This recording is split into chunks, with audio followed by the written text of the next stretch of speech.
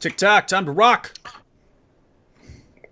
I am live with the Apostate Prophet. How's everyone doing? Take a minute or two here. Make sure we are, in fact, live. I see our faces. I see our awesome, awesome faces. Oh, yeah, I see them. Awesome. How you doing, AP? Good. Thank you. How are you doing? Good. Tick, tock. I wanted to be like Sam Shamoon right now and tell you what you already know, which was. But first we have to wait because it always takes a while until we are live. Yeah. I saw this one live chat where he says it, and then you just mock him for saying that. That was. Hey guys, tell us if the sound's okay. I can always adjust things a little later. Hey, see there? I have this fluctuating microphone. Now it says I'm really loud, even though I'm not moving, not doing anything else. It adjusts automatically, and then anyway, it's not supposed to do that. Everyone, how is the sound? All right. Hey, check this out. We've got first, last here. Hey, first, last. Is that you? Were you the one who got banned on your main channel and this is like a backup or something? Who's first last? Oh, he's first and last. He was one of my mods, but Sam messaged me today and said first and last got his YouTube channel banned. So he's like on a backup channel now. Mm-hmm. That's kind of a growing issue, right? So the reason this is important is because we have problems with all of the platforms, but YouTube historically has been the best. Yeah. I mean, not compared to certain other platforms which have like a anything goes policy or something like that. They pretty much don't ban anyone. But of the main platforms like Facebook, Twitter, things like that, YouTube is the best in terms of actually being careful about banning people, whereas Facebook is like, oh, we heard a rumor from someone that you did something, and instead of just clicking to see whether it's true, we're just going to ban you for a week. And so it just makes it, and Twitter's the exact same way. So and this happened to you recently, right? We were talking right before we started. Yeah, definitely. So this happened not just Twitter. That was a while back, but now you're banned on Facebook. Oh yeah, no, I'm banned on Facebook. I just got banned a few days ago. I didn't even take it seriously. What was your funny crime? thing is,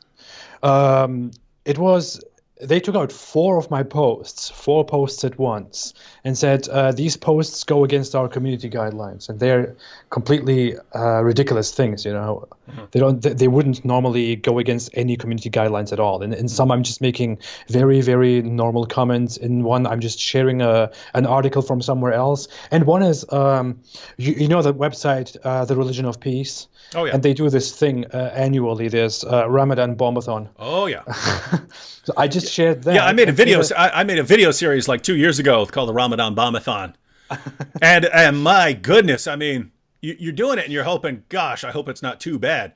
But it was like every 2 or 3 days there would be like a massive attack, like in Iraq or something like that, and in Pakistan, and it was just a bloodbath, and it was like, it's messed up because I say beforehand, guys, did you know that every year during Ramadan, terrorist attacks spike because, you know, people are fasting and they're all, the more you, and we tend to think in the West, hey, the more you focus on your religion, the more peaceful you're going to become. That gets you away from all your political squabbles and stuff like that. And you focus more on your religion, you're going to become peaceful.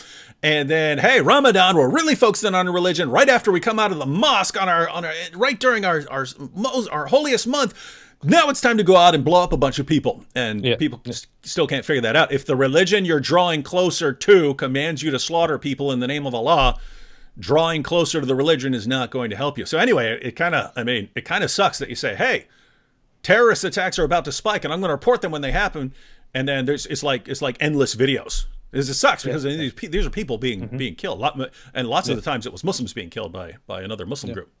Yeah, I did this thing. I only took the end result, the end result in 2018 or so. Yeah, 2018. I took the end result that they posted on the website and made a very sarcastic comment about it. Like the religion of peace, Islam, won the race this year, and other religions couldn't come close at all and stuff like that.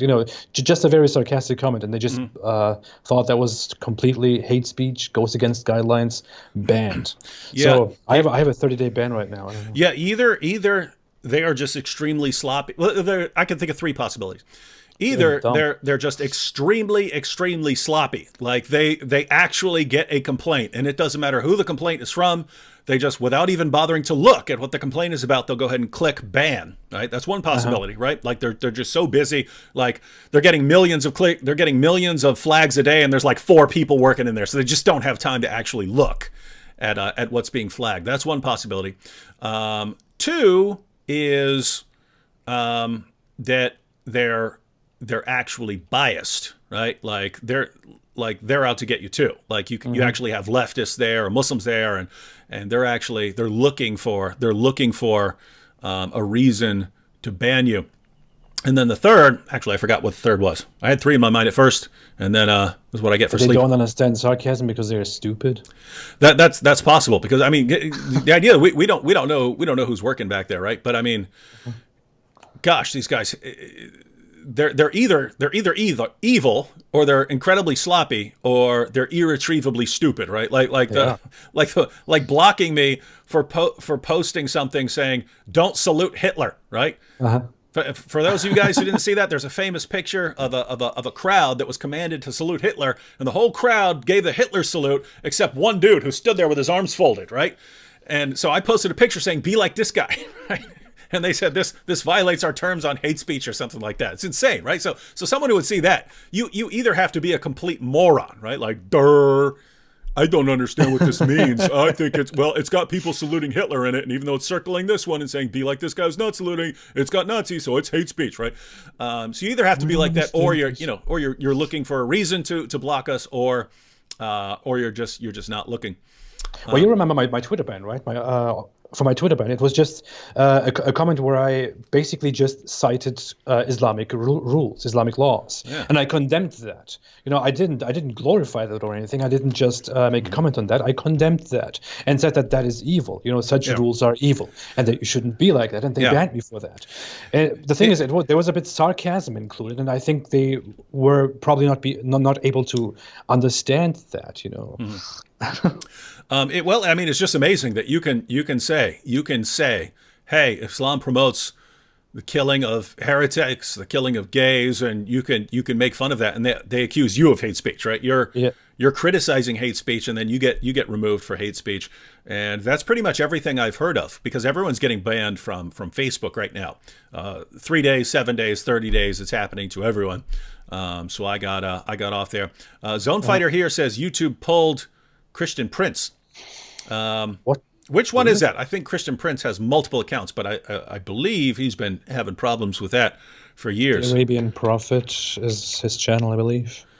Yeah, and the problem is, the more you tick off the keyboard jihadis, the more they come after you, right? The more they come after your content, the more flags they raise, and the more flags they come with, the more likely it is that they're gonna find someone sympathetic on the other end, someone who actually works for YouTube or something, who's going to be like, oh, that is messed up. Yeah, I feel for you. And then, ban the person. Sad state of affairs. It's amazing. Can you imagine? I sit here and say, Nazis did this and this to Jews, and they still do this and this. Don't be like Nazis. Nazis are, of course, that's hate speech. How dare you say? What did you just say? Not on our platform, buddy. You don't say that on our platform. We only support Nazis on this platform. Yeah. It's amazing. You can't make fun of Nazis. Yeah. Here we go. This is from a Muslim. He says, what happened in Sri Lanka was extremely upsetting. As a Muslim, I completely condemn the attacks, and so have many Muslim speakers and apologists. Well, Don, we agree with you completely that it's extremely upsetting. And we agree with you that you should condemn the attacks. We agree with you that many people have condemned the attacks. The problem is you have an ideology which keeps leading to these attacks, right? I mean, I posted a video just a couple hours ago. Philippines, earlier this year, in January, bombings of churches. We just had the bombings of churches in Sri Lanka. Earlier, you can go through them. Bombings of churches in Egypt. Bombings of an Easter festival in Pakistan. Over and over again, you've got jihadis thinking that the best thing they can do for their God is to go out and blow up Christian churches and Christian holiday festivals and things like that. how are all these people coming to the same conclusion, right? If I went into my church and I said, hey guys, I got an idea. I want to go blow up a mosque or something.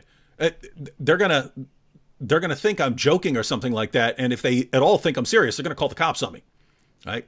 It would be hard for me to work up a big crowd to have that agrees with those ideas. And yet you have Muslims from completely different parts of the world, completely different countries, completely different areas, completely different ethnicities, and they all come to the exact same conclusions about what they're supposed to do. And why do they keep coming to those conclusions? Well, guess what? There are only two possibilities here, and then AP can share his thoughts on this. There are only two possibilities here. Either your religion actually does call for violence against unbelievers simply for being unbelievers. That's one possibility. So one possibility is Islam actually calls for this. Or two, it doesn't. It just sounds so much like it does that it keeps leading people to go out and slaughter unbelievers in the name of Allah, right? So those are the two possibilities. Either Islam actually when Allah says, fight those who do not believe in Allah. When Muhammad said, I have been commanded to fight people until they say there's no God but Allah, and Muhammad is his messenger. Either Allah and Muhammad actually mean what they say, in which case Muslims are supposed to go out fighting unbelievers in the name of Allah. Or they don't mean that, and they're just really, really bad communicators. But notice, either way, you still get the violence. If that's what Allah and Muhammad really meant, then you get the violence. If Allah and Muhammad are just really bad communicators and keep saying things that they don't really mean, well, there are still people who take them seriously, and so you still get the violence. So it's violence, violence either way. It's still dangerous, right? No matter what, because you have these commands in Islam, you're going to keep getting the bloodshed. And so we're glad that you condemn it. We're glad that there are other Muslims and speakers who condemn these attacks, but that doesn't mean that we are going to stop coming after the ideology that either does call for these attacks or just sounds so much like it does that people still end up dying. What are your thoughts on that, AP? I don't know. I didn't follow the first part of what you were saying because I made a super chat donation. So. Oh, good. Because when you said, see, when I didn't follow what you're saying, I was like, oh crap, was I not clear? Now I have to re-say it all. But you were like, oh, okay. But you were saying you were doing something. Yeah. No, I was doing something. But why are you making a super chat donation? I don't know. I thought I fund your ministry. You don't fund mine. I said I called it a ministry. Yeah. It is a ministry. Ministry means service. So you are performing a service. Of course, it is a ministry in a way. It is. I just had to put my slogan out there. So stay away from it. What do you think of the Don here, who sounds like a seriously peaceful Muslim, and he's pointing out that that he condemns the attacks, and so do many other Muslims. And I was pointing out that that's great. We're glad that he condemns it. We're glad that he condemns violence, but it doesn't change the ideology. Well, the thing is, when I discuss these verses with Muslims, with those Muslims who say that, that Islam doesn't promote violence, that aggressive action is completely forbidden in Islam, that Islam is completely for peace, and so on. When I discuss Islam with those people, they actually don't really present a response to orders like that, to orders like the one in which Muhammad says, I have been ordered to fight the people until they testify that Allah is God and I'm His messenger, whatever. That's usually one of those things that they ignore, or one of those things where they come and say, well, that's a hadith, and you have to really select hadith very specifically. You have to understand them very clearly. The discussion goes into all those directions, but never into what the hadith actually really says and what it means, what Muhammad's intention was there in that sense. But it's funny. I had this discussion recently with a fundamentalist Muslim. I didn't have a very big discussion about it, but when it was mentioned, this specific hadith, he said publicly on Facebook or on some other platform that if this phrase was taken, and it said something like, I have been ordered to fight until everyone embraces human rights and stuff like that, then it would definitely not cause any outrage at all, because you're a biased people. When it's Islam, you say this and this, but when it's your own values, you don't do anything at all. So I don't know. I'm making this point because there is this distinction between those we call moderate Muslims, very wrongfully, and those we call fundamentalist Muslims, and those who are in between but who are also religious. Now, those who are in between but also religious probably have their own reasons as to why they reject such rulings. But I wouldn't even, I don't know who this person was who made that comment, but oh, the Don, yeah. I wouldn't even think that the Don has any opinion on this specific hadith that we are talking about. I would think that he completely separates that hadith or any such hadith, any such orders, any death orders, killing orders, violent orders in Islam from actions like that, what happened in Sri Lanka 2 days ago. I would say he makes his own case as a Muslim, presenting an Islamic religion that completely orders devotion and submission to Allah and peace in the world and unity and this and all. He would also probably say that that Islam orders fighting in specific cases, but he would say that self-defense. Yeah, self-defense, of course. Because the Quran actually says in one part that Muslims should fight in self-defense, but in other parts it contradicts that completely, which they conveniently ignore, of course, or don't know about because that's not what you learn. Not in the West, anyway. Yeah, not in the West anyway. But I would be very interested to actually know what this friendly person, the Don, who's condemning of the actions in Sri Lanka, I very much appreciate what he thinks of hadiths like the one we have been talking about. You could even cite it if you have the source with you. Sahih Muslim 126 is the one I normally go with. Can actually pull it up here. Hey, wait a minute, I've got another one here. That's one of my favorite hadith. I mean, everyone should know that. Well, it's in a bunch of places. So let me just get a Sahih Muslim here. To go into my sources here. Wait, what? We're talking about the same one here, aren't we? Yeah, the one where Muhammad says, "I have been ordered to fight the people until they testify." Matter of fact, there's a whole bunch just in this section of Sahih Muslim. So where is it? All right, here we go. Sahih Muslim. For all those, yeah, and for all those who don't know how hadith science, as they call it, works, hadith are narrations gathered from people about Muhammad and his companions. And in this case, if one hadith is present in multiple sources, in more than 2 or 3 or 4 cases, in which is the case with this specific hadith, then scholars are sure that the hadith is completely authentic and can be completely verified and traced back to Muhammad. So Muhammad most definitely said that, according to the vast majority of the Islamic scholarly consensus. So I would really be curious about what the Don says regarding this hadith while considering action in Sri Lanka. All right, so the Don, you tell us what this means here.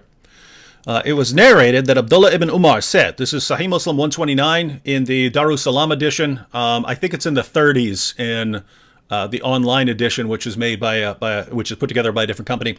But you can go to kalaballah.com and get the Darussalam edition that I'm using here, and so you've got it in English and Arabic right there. But Sahih Muslim 129, it was narrated that Abdullah ibn Umar said, "The Messenger of Allah said, I have been commanded to fight people until they bear witness." Notice, I have been commanded to fight who? People. Now, this is what I meant earlier when I said if he means something else or something more specific, he's a really bad communicator, right? Because because what an average Muslim wants to say here is, oh, when it says fight people, he means people who are attacking you. Okay, well, if he meant people who are attacking you, is a really, really bad way of saying it, right? So it was narrated that Abdullah ibn Umar said, "The Messenger of Allah said, I have been commanded to fight people until they bear witness that none has the right to be worshipped but Allah, and that Muhammad is the Messenger of Allah, and they establish the Salat and pay Zakat. If they do that, then their blood and wealth are protected from me, except for a right that is due, and their reckoning will be with Allah." Now notice what he says. I'm coming to fight you until you believe in Allah and believe that Muhammad is his messenger, and you do your salat and you pay your zakat. If you do these things, then your blood is safe. Your blood is safe. Other than that, he's coming to kill you, right? So what we're wondering is, this is what I mentioned earlier when AP was too busy doing a super chat to pay attention to my brilliant argument that there are only two possibilities. He either means what he says here. He means, I'm coming to fight you because of what you believe, and I'm not going to stop fighting you until you do what I want. Your blood is not safe from me until you do what I want. Either he means that, or he means something completely different, and he's just the worst communicator in the world. Either way, you still get the attacks in Sri Lanka, right? You still get that because there are people going to, even if he doesn't mean this, there's still people going to read that and say, wait a minute. Surah 4, verse 65 of the Quran says, I can't have any sort of disagreement with Muhammad. If I do, I'm not a real Muslim. So I have to mindlessly accept whatever Muhammad says. What's it say here? Oh, you got to fight. You got to fight people until they believe. And until they do, you just keep waging jihad against them. So I still got a lot of comments to scroll through here, but we're interested in what you, the Don, and other Muslims have to say. What he says, I have been ordered to fight the people. He doesn't mean people who are standing in front of me and threatening me with their swords, attacking me, trying to behead me. It says just people. Fight against the people. The whole hadith makes a complete distinction between the believer and the disbeliever, and orders to fight the disbeliever until he becomes a believer so that he is protected by Islam. Otherwise, he's not protected by Islam. He's subjugated or killed. All right. Clear. Hang on. Check. Jennifer's saying, my mic is too loud. I told everyone, I have this problem with this thing automatically adjusting. It will tell me it's too low, and then it will automatically adjust higher. And I will adjust it higher, and it will tell me and then it will adjust to lower, and cannot figure out what I need to bring a tech guy in here to break this down, because I couldn't find any articles on this or anything else. This isn't supposed to do that. There's nothing on my computer that's supposed to be doing that. But I've used two different microphones here. The one was doing that, so I thought it was the microphone. I got a different microphone. This one's top of the line. It's still doing that. So, all right, I just got mic problems. Can you make my voice louder instead? No, she said it was too loud, like to where it's clipping, right? Like it's if it's up too loud, it's getting distorted. All right, I'll just keep tweaking it.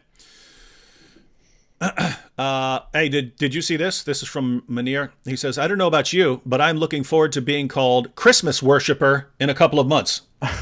Oh, yeah. Did you hear about that? Did you see that? That's crazy. Yeah, I did. Do you want to tell everyone what that's about? Well, you mean the whole Hillary Clinton, Obama thing? Yeah. Did you follow that? Well, yeah. Well, I even have the tweets ready. I posted them just earlier today. But what happened is basically when the Christchurch attack happened, Hillary Clinton and Obama both said that they're upheld by this attack on Muslims, and that we will always stand with our Muslims and stuff like that. But they explicitly said Muslims. They said that Islamophobia is a problem, that they stand with Muslims, and so on. But when this attack happened in Sri Lanka, the only thing they said about the people who died was, we must stand united against violence in this horrific attack on Easter worshippers. Yeah. Easter worshippers. Yeah. Did you see Ben Shapiro's clip?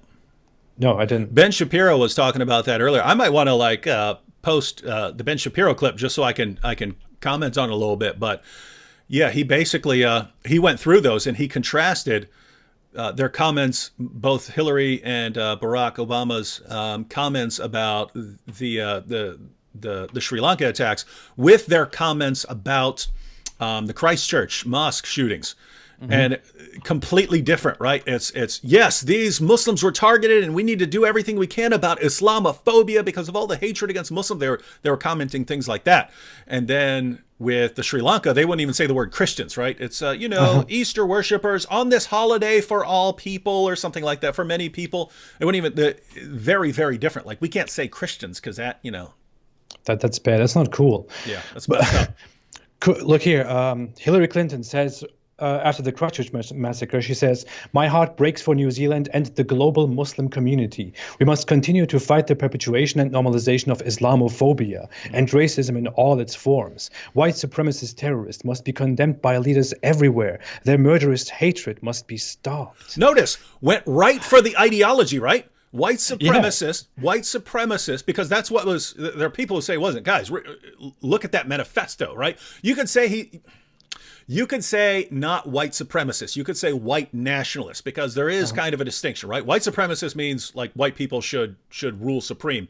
White nationalist just means, hey, white people should have their own homeland, and other people can have their own homelands and stuff like that. So there are white nationalists who will say, yeah, Asians are smarter than us, but that doesn't mean that we shouldn't have our own country or something like that. So they basically want the races separated, right?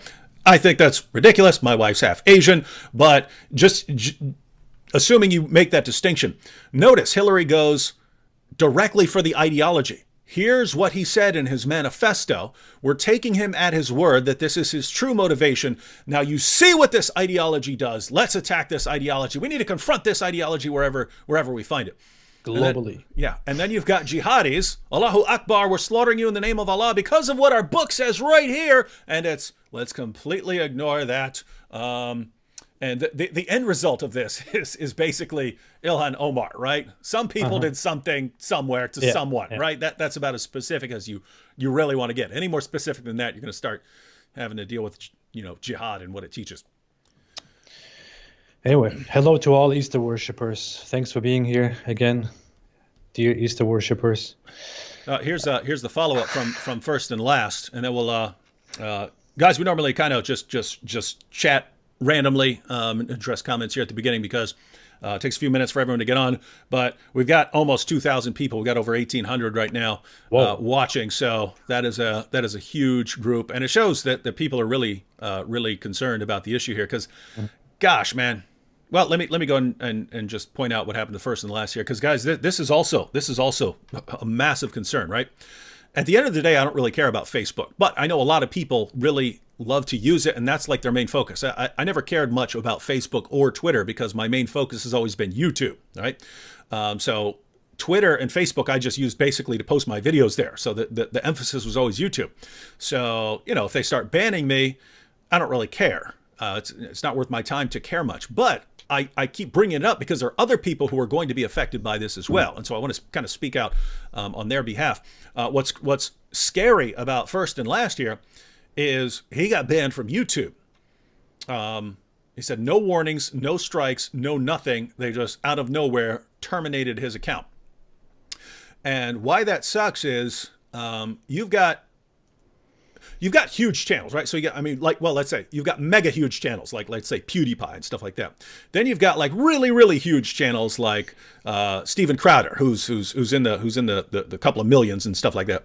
Mm-hmm. Then you've got channels like ours, right, where we're not in the millions, but we'll be there. We're on our way to that, and we have pretty big followings right now. And then you have smaller channels, and what sucks is, if I get banned or you get banned, AP, then people notice. We have a following. We can draw attention to that.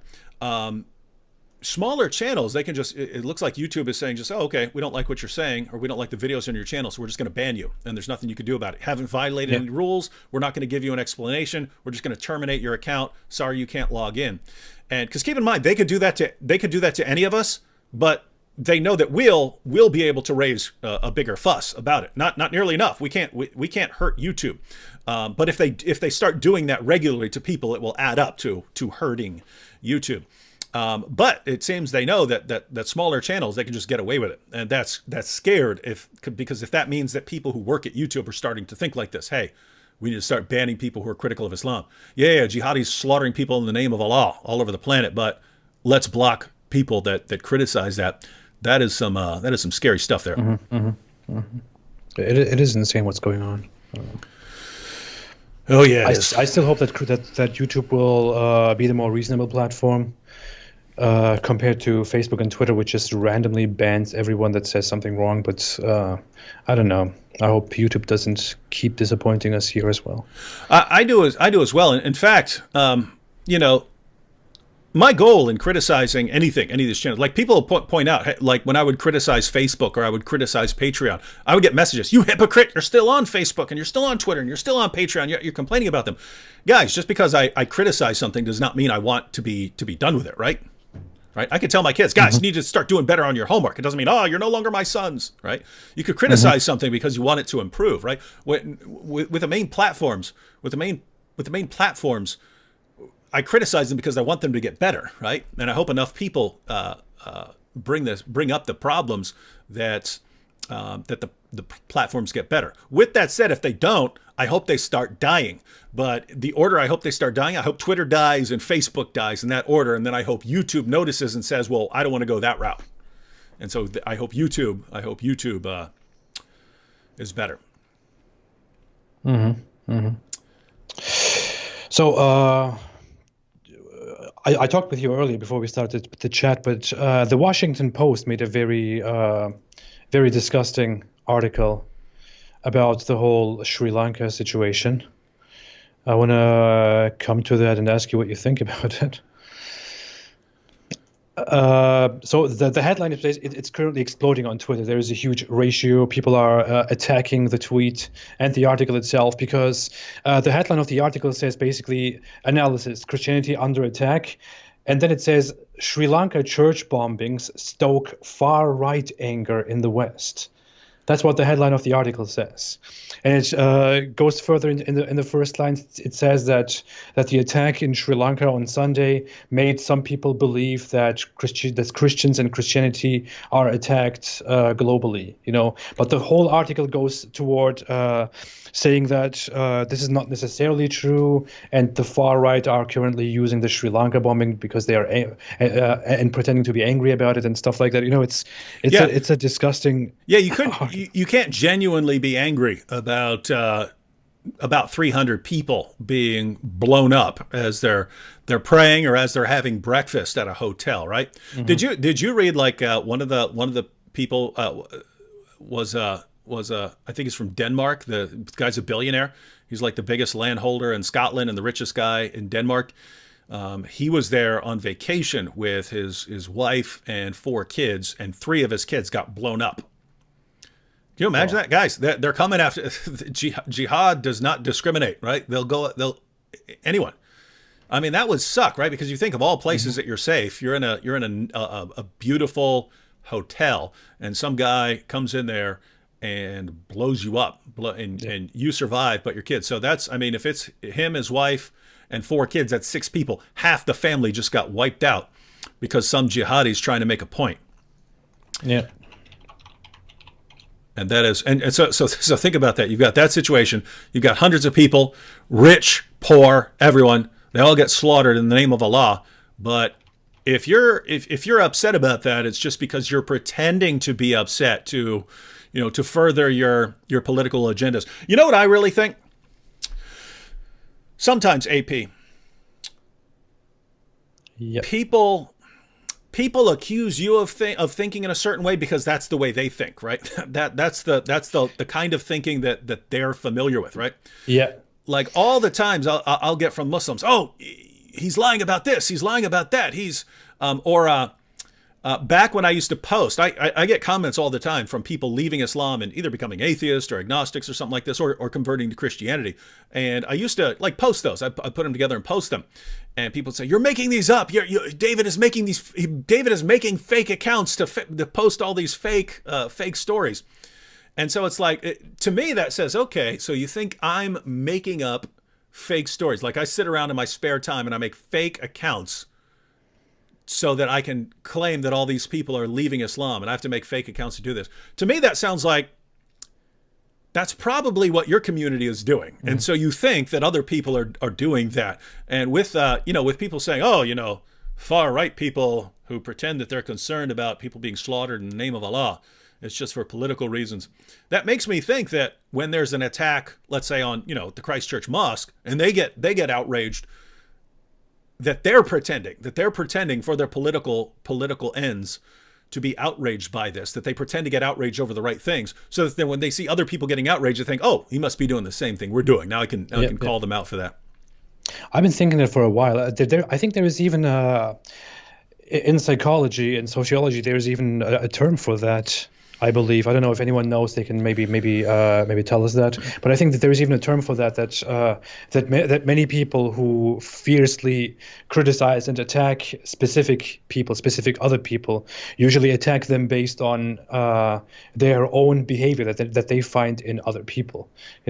Like basically goes in the direction of what you just were trying to say. Mm-hmm. When a Muslim accuses you of whatever you are doing. Not all of them, but certain types of them do that because they do the exact same thing and they think that you are doing what they are doing. Mm-hmm. But they are mostly not even aware of that. Yeah. Yeah. I can ask my wife. I think there is a term for that. I don't know. My wife has a degree in psychology. I can ask her. Mm-hmm. I think I read about that a decade ago. Yeah. This is something M. Malik said, since I'm Egyptian and it happens all the time on our holidays, I'm so used to it. It's the norms there. I really hope it doesn't become the norms in Sri Lanka. May God protect his people. Have you noticed this problem, that the attacks start becoming normal and then the response diminishes each time? Mm-hmm. Like, I remember the biggest, most epic protest that I ever went to. I would just go. I wouldn't go to participate. I would just go to record and post videos. But this video's got to be still somewhere on my channel. But years ago. But there was and Melek here, you would remember this since you're Egyptian. But it was one of the I think it was the Coptic Christmas attack from years ago, where I think 8 people got shot. Mm-hmm. And I heard that cops were having a rally in New York City. And so I went down there, and there must have been 15, 20,000. I didn't know there were that many cops in the country, but I mean, it was just people as far as you could see. And this is back in the days when me and Sam did a show called Jesus or Muhammad.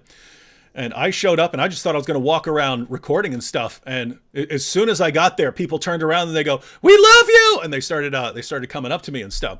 So, but it was just, there was that level of response, right? And people are shouting, "Obama, Obama, where are you? Where are you when we're suffering? If someone else is, if this were Muslims, you would be there. Why aren't you helping us?" And it was huge. It was right out in front of the United Nations building, but it spilled all the way across the street, all the way up the hill, all the way around monuments. There were people everywhere. But guess what? The attacks didn't stop. And next year, you go to another rally, and there's way fewer people there. And the next year, there are more attacks on a religious holiday, and far fewer people there. And then the rallies just stop, right? I mean, It seems like the outrage should be building, but it just seems like people get used to the attacks. You get used to the attack. And so what's being said here is, in Egypt, there's no longer the same level of outrage over the attacks because we're just used to it. We're used to being attacked on holidays and stuff like this. We hope it doesn't happen this way in Sri Lanka, that, right now there's outrage, but if you don't get these guys, if you don't get all of these guys and you don't stop this movement, you're gonna keep having the same thing. Yeah, well, there are several countries, like Egypt is one of them. In Sudan, things happen frequently. Nigeria is one of them. I believe in the Philippines, it happens quite frequently. There are some countries, Pakistan is one of them, where attacks have been happening forever and ever. They keep happening, and sometimes there is just a year of silence, a year of nothing going on.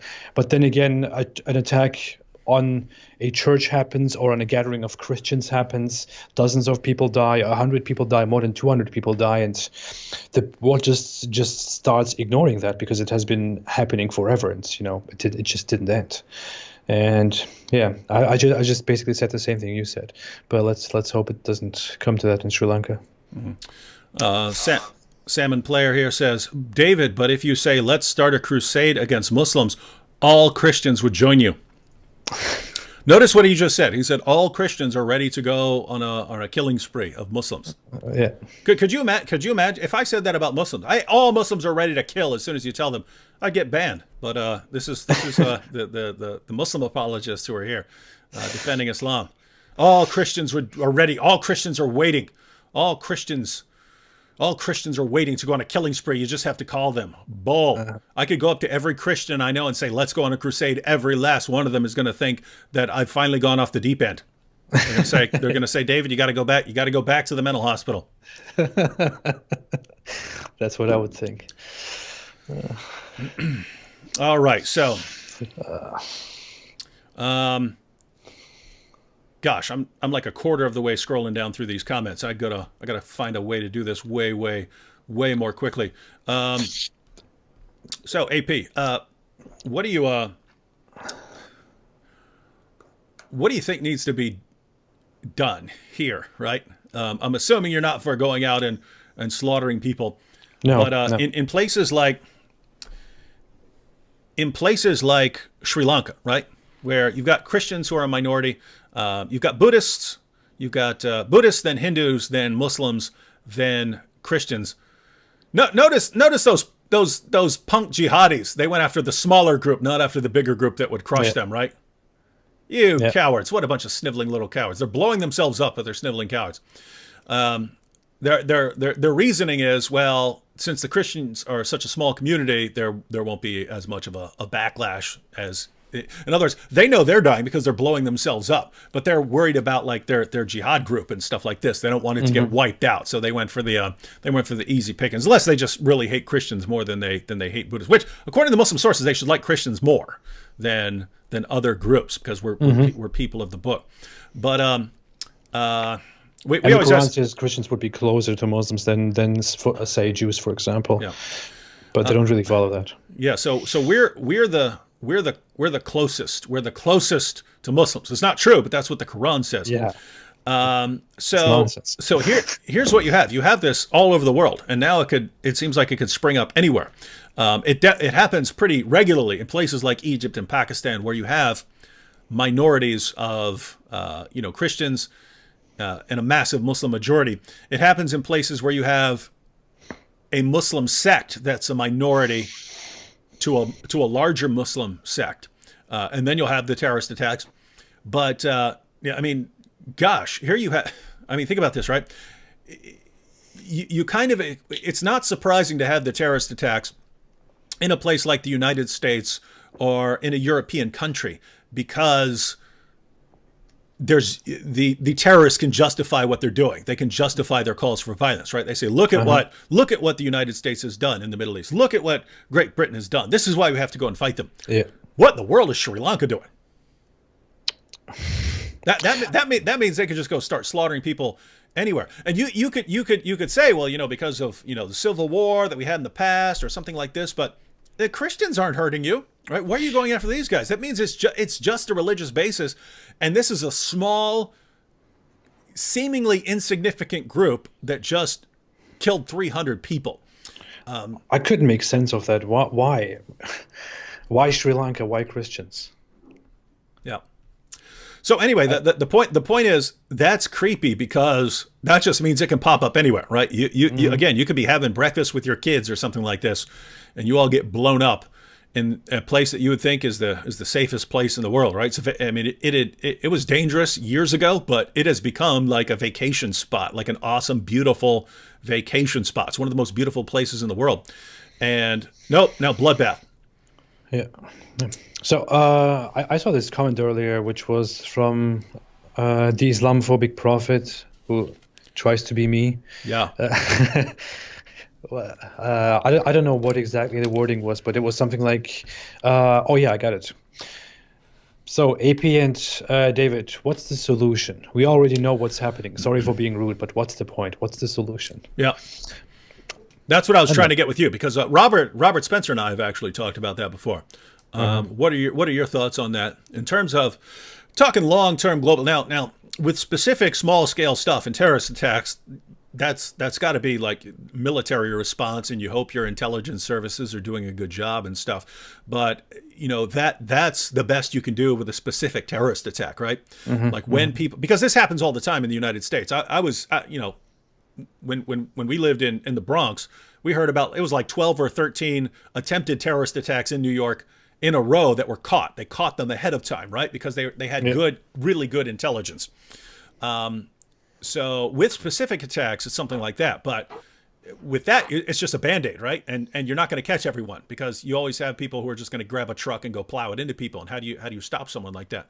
So short term, you have to have stuff like that. As far as long term, what do you think the long term solution would be? I don't know. I mean, it's a question that we often get, that I often think about, but I can't really. I don't know. It's a very hard thing. In the case of Sri Lanka, for example, the media reports that the police even knew ahead that something was going to happen, that this group was planning something, that they had reports of this group planning several attacks, but the police didn't react. The intelligence services didn't react, because I don't know why. They were afraid of steering more controversy, or division between religious groups, or they didn't take it that seriously, or they thought they could prevent it on the spot, but they didn't actually interfere. So they could have prevented all of this, but it didn't work. But in other countries, like I don't know, just until last year, it happened for several years. So many attacks happened in the UK, for example. They happen in many other countries, in many non-Muslim countries. I'm not going to go into the Islamic world and how they deal with this whole situation, because that's a whole different story. They can't deal with this whole Islamic terrorism situation the way non-Islamic countries deal with it. But non-Muslim countries, how they would deal with it, I think it's easy in a way to tackle this issue. It's hard in a different way. It's easy in that they should start taking the threat of extremist Islamic gatherings and organizations seriously. In the West, for example, we have this issue that when someone talks about Islamic terrorism and Islamic extremism, when we talk about Islamic fundamentalism, we can cite several mosques. We can mention several mosques and institutions and regular gatherings in Canada, in America, in the UK, in Germany, in Sweden, and many other European countries, where you can find extreme examples of what Islam can look like. You know, where imams like that Pakistani imam in the UK, who recently was in prison for several years. You can find gatherings and mosques like that where they really actively preach that jihad is a great thing, that you can have sex slaves, that Islam allows sex slaves, that Islam allows to eventually beat the infidel and to spread Islam to the entire world one way or another. You have these organizations, you know, and intelligence services, the government, and the people know about these organizations. They know about these mosques. They know that they exist, but they don't take it seriously because they think if we react to these issues, then this will just steer controversy, and we will just get into talks about Islamophobia and discrimination and whatever. So we should probably not act on these people. We should just surveil them. We should just keep them under our radars, but not do anything against them in the beginning. After a terrorist attack happens, they all start saying, well, we are shocked. We have no idea how this happened, no idea how it came to this. But they just need to start taking things seriously. But in order for that to happen, in order for government and intelligence services and the police to actually firmly control these organizations, firmly monitor these movements and stop them before they can start anything, people need to stop apologizing for Islam. People need to stop protecting Islamic groups. They need to stop saying that all these talks about Islam and violent Islam and Islamic killing orders and Islamic jihadi groups were all a result of far-right racists and white supremacists and radical Christians, whatever that means. You know, people need to just stop that, and I think that's why we are here. We are still not able as nations to get there, to start actually targeting these groups and taking things under control. But that's why you, David, and I are here and try to inform people as much as possible about what Islam is, about how Islamic groups act, about their vision of the future, about how they believe that in the future, before the day of judgment, they will fight and kill the last Jew that they find. Until even trees and rocks will say to the Muslim, "Oh Muslim, there is a Jew behind me. Come and kill him. Just only one tree will protect him." That's what the vast majority of Muslims believe in. That's a completely authentic narration. The vast majority of Muslims, even the most regular Muslims, believe in that. They believe that this will happen. So how do you think more religious groups and more active groups, more activist groups act in that regard? What do you think they think about Jews? You know, people need to realize that, and you and I think that's why we have an important job to tell people about what Islam is, about what Islam preaches, what Islam says, what the Quran teaches, what the Hadith say, so that every last person, that even the last person here in the West can know what Islam is about, so that they stop getting in the way of preventing terrorist attacks. Yeah, you started off totally different from what I was thinking in terms of, talking about, surveilling mosques and stuff, but you ended up exactly where I was going, right? Yeah. Stop protecting Islam, right? If you want to say, hey, don't go killing Muslims and stuff like that, by all means, I want people to protect Muslims who have nothing to do with terrorism, right? I don't want people targeting them and going after them.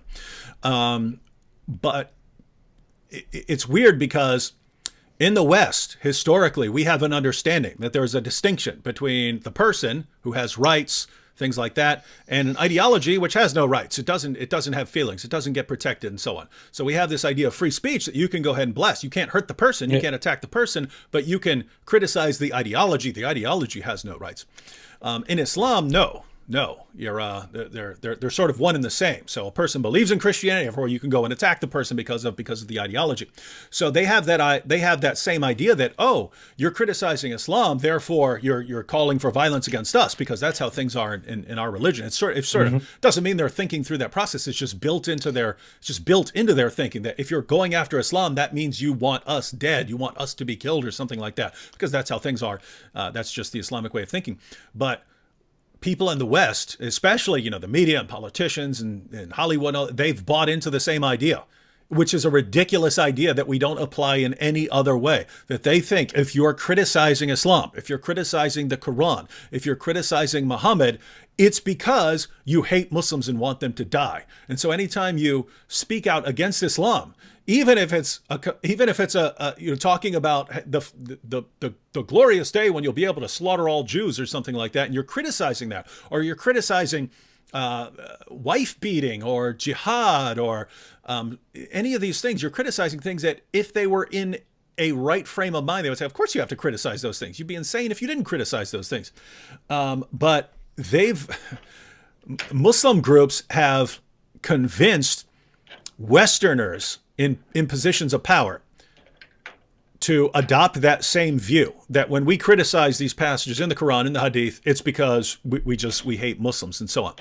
And so if they get rid of that idea, and if people who don't know anything about Islam just shut up, right? I mean, it doesn't happen as much anymore, but like 5, 6, 7, 8 years ago, every time there was a terrorist attack, every Western politician and journalist was suddenly an expert on Islam, and they would get up to the podium. Obama, everyone else would get up and say, no, let me tell you what real Islam teaches. And who are you? You're reading a speech that was written by some other guy, right? Yeah. Usually, a Muslim who wrote that for you. And who in the world are you telling us what Islam teaches, and that you've got it right, and all these jihadis, they've got it wrong. But if they would just be quiet, and it would become acceptable to criticize and question and challenge Islam. Guys, I've said it before. I'll say it again. I believe that is all you need. For some reason, whenever I say that, people say, no, you have to go on a killing spree. The only way to deal with this. Guys, how do you know? Just think about the situation right here, right? Politicians praise Islam. They say it's wonderful. The media, journalists, they praise Islam. They say it's wonderful. Only a bigot and a racist would criticize it. It's something so wonderful. Educators, college professors across the board. Islam is wonderful. The only people who would ever criticize this are racists or bigots or hate mongers, people who just hate Muslims. Hollywood, that is the unified message of Hollywood. The only people who would ever criticize anything having to do with Islam are racists and bigots who just want to go out and kill all Muslims. That's the message from pretty much all the sources of authority in the West. Churches, there are many churches who are like that, right? And then you've got people like me and the Apostate Prophet and Sam Shamoun and Abdullah Samir, and we're sitting here and we're making videos on YouTube and we're saying, hey, Islam's got a problem here. Well, if everything you've heard from politicians and the media and educators and entertainers is all telling you, hey, the only people who criticize this are really, really sick, evil people, and then you hear us saying critical things, what's the natural reaction? Oh, gosh, these guys must be nuts, right? These guys must be nuts, right? So think about that. It's us. It's a few guys on the internet, and not just us on YouTube, but there's some people on YouTube. There's some people who write articles and books and stuff. But it's the people who are active in this area. It's a really, really small group of people. So when people out there say, oh no, the only way to deal with Islam is to go on a massive killing spree and stuff like that. You just have to go kill everybody. Blah blah blah blah blah. how do you know, right? It's never been tried. We've never been in a situation where instead of everyone in a position of authority protecting Islam from criticism, protecting Muslims from hearing from people like the Apostate Prophet, shielding Muslims from this, it's actually all over the place. In other words, imagine a world where it's actually on CNN or something, right? Or it's on 2020. It's on 2020. Guys, we did some investigating on the Muslim claim that the Quran has been perfectly preserved. We went to some of the world's greatest paleographers and so on to talk about the manuscript traditions here and blah, blah, blah, blah, blah. And we found out, gosh, there are tons of differences in the Quran. Entire chapters came up missing. Large passages came up missing. All this. And you had a special on that. That's just factual. It's factual information. Well, guess what? Now it's not just a couple of us on YouTube saying, hey, guys, the claim that the Quran has been perfectly preserved is idiotic nonsense that you've been lied to about. Now everyone sees it and everyone knows it. Well, guess what? If you do that for all of the core Muslim claims, it's a completely different situation. So anyway, the point here is, guys, just don't jump to conclude. Besides that, I just want to say, those people out there who say, no, we need to go to war, we need to go on a killing spree. You're either thinking that you're going to do this with you and a couple of your friends, maybe, in which case, no, you're going to look like an idiot, right? You're going to go out and kill someone, and then you're going to get shot, or you're going to go to jail, and everyone's going to use you as an example of why all criticism of Islam needs to be shut down, right? That's exactly what happened to Christ Church, right? This guy goes and he shoots a bunch of people, and we all get shut down. We all get shut down. We got nothing to do with that. I can't think of any viewpoint I hold in common with that guy. And here the Muslims will say, oh, but you're both against it. That guy didn't care about Islam. Yeah. He said he didn't care about Islam. He said he was after them because of their skin color, right? That is a view I do not share. I think that is a ridiculous position. So I share no view in common with that guy, and yet I get banned over something that he did, right? That's what would happen if you and a couple of your friends go out and decide to go kill Muslims, right? So absolutely. The only way you could get what you actually want, right, really deal with the problem of Islam, is if like entire nations were on your side and nations united and so on. But guess what? If you had that kind of power and that kind of influence that all these nations are going to unite, you don't need to go on a killing spree. Just stop protecting Islam and allow people to criticize it and point out what it teaches. And yes, you would still have Muslims, but you're going to have a lot of people leaving Islam. You're going to have so many people leaving Islam. And I'll tell you what, 10 years ago, there was almost no one talking about Islam, right? There was almost no one talking about Islam. I remember I posted the Danish cartoons like back in like 2006 or 2007, a blog. I got all these messages. Are you insane? They're going to come and kill you. Because why? Because there weren't enough people who were doing things like that. Yeah. Whereas now there are tons of people. There are tons of people doing it. What do you think it's going to be like 5 or 10 years from now if we don't get shut down? So the idea is this is growing. We are at the first time in history where we have access to Muslims around the world. For 14 centuries, Muslim leaders have been able to keep their people insulated from hearing the truth. Now we have access to anyone with an internet connection, right? In other words, back in Saudi Arabia, for 14 centuries, you couldn't go talk to people in Saudi Arabia. You were going to get your head chopped off. Yeah. Now we can talk to people in Saudi Arabia through the internet. We can talk to someone in Saudi Arabia right now on our cell phones by going on some social media site or something like that, right? So this is the first time we've ever been able to reach people like that. And it's the first time in history where we have open access to their most trusted sources, right?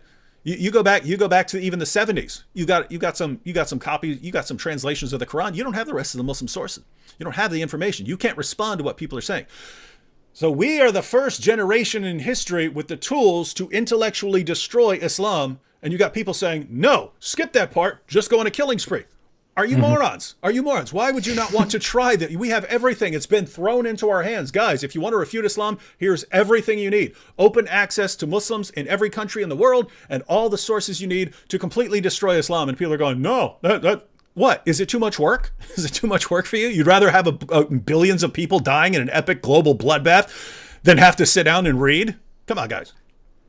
This is really the best way we can handle the situation, and we should be sticking to this. Yeah. So anyway, just you need to talk because I just talked for like 10 minutes straight. But I just wanted to add while you're there. So think about someone like the Apostate Prophet. He leaves Islam, right? But then his YouTube channel blows up. So you know what's happening on his channel? It's going to be a bunch of little baby apostate prophets, right?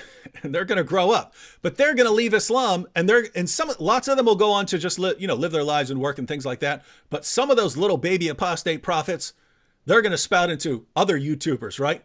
Pretty soon, they're going to be everywhere, right? The critics are going to be everywhere, and once there are critics everywhere, and especially tons of former Muslims everywhere. They're everywhere now. You can't walk 5 feet without running into a former Muslim now. 10 years ago, the claim was no one has ever left Islam in the history of Islam. That I heard that wherever I went. Anyone who says he left Islam is fake. He's lying. He's a Christian. He's been a Christian all his life. He's being paid every single time, right? Now it's undeniable because they're everywhere. So this is growing. If you reach a critical mass where they can no longer be shouted down, that's ball game. That's ball game. Now religious authorities in Islamic countries are trying to block us, are trying to block access to these channels. They're trying to block access to my channel, to your channel, so that people don't see them, so people don't leave Islam. In Saudi Arabia, religious authorities say that that rising apostasy, rising atheism, and rising interest in different religions is becoming a national problem. That's what they just said a few years ago. In Turkey, well-known religious teachers on TV are saying that many mothers are complaining that their kids are being influenced by people who inform them about Islam, about flaws in Islam, and their children are leaving Islam, and they are very concerned. This is becoming a huge problem. In many other countries, we have the same issue. There are so many people who get in touch with the world and see what this whole religion is about, what other religions are about, how cultural differences make them look and others look, and how it really feels to be different in this world, to be a Muslim in this world, and to be a Christian, say, in this world, or just in general a non-Muslim in this world. How all the flaws about Islam that people talk about, they see these things and they start leaving Islam, and this is becoming a problem. And all those people who say no one who is a Muslim would ever leave Islam are being proven wrong every day. This is becoming a reality. And we need to keep doing this. We need to keep fighting this fight. We are doing the right thing.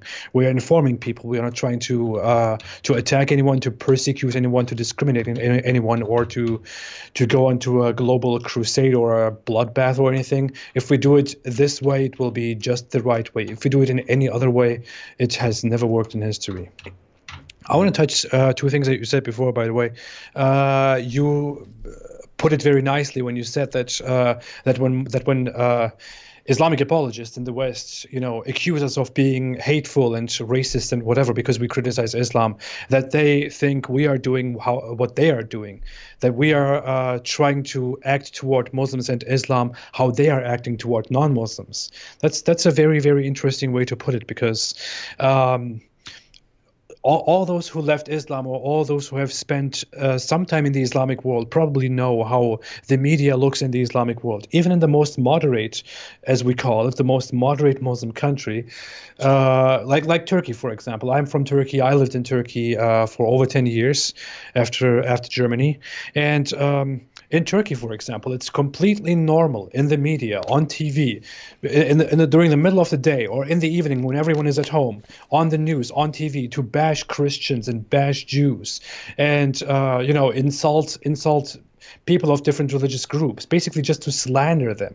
It's totally normal for multiple organizations within the country, very well-known organizations, to publish magazines in which they talk so much garbage about Christians, and in which they glorify future jihads, future global jihads against the unbelievers, and in which they promise that the whole world will come under the umbrella of Islam in the future. Such things are completely normal. When they reject Christianity and Judaism and other religions, when they reject anything other than Islam, they actually do it completely. They become very hostile, and they express that very clearly, very explicitly, and they are afraid that in the West, if they allow this whole criticism of Islam to happen, or all this pointing at how specific Muslim groups act, if they allow all this to happen, that they will also be treated the same way they treat minorities in their countries, and they don't want that, of course. Mm-hmm. They need to prevent that, and the only way to prevent that for them is to ask for us to be censored and to be shut down and to be locked up and to be fined and whatever. But they won't get there. They won't get there. Yeah. So, guys, the recent waves in false flags trying to have people banned and stuff, that's all related, right? You have lots of Muslims who are worried about the future of their religion, and they know it can't stand up to criticism. So they have to. Their only hope is to have people like the Apostate Prophet, like everyone else on Facebook, like people on Twitter, have them banned. Especially Apostate Prophet. Yeah, you got to have him banned, right? You have to. So they understand. And so when something like the Christchurch mosque attack happens, they look at that and they say, ha, now's our chance.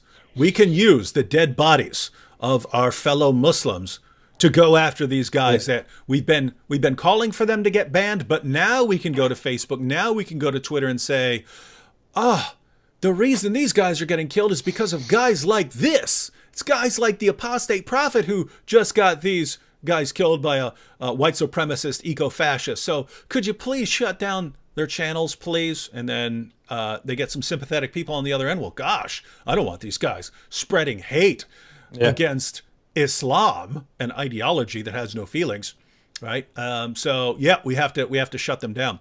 But that is their goal. That is their goal. They understand that in order to protect their religion, they have to have us banned. But think about that. If even Muslims are convinced that they have to shut us down or their religion is in trouble, what's that mean? It means if they don't get us shut down, their religion's probably in trouble. They see it, right? We see it, they see it. You have lots of people who don't see it because they're not paying attention, but we see it.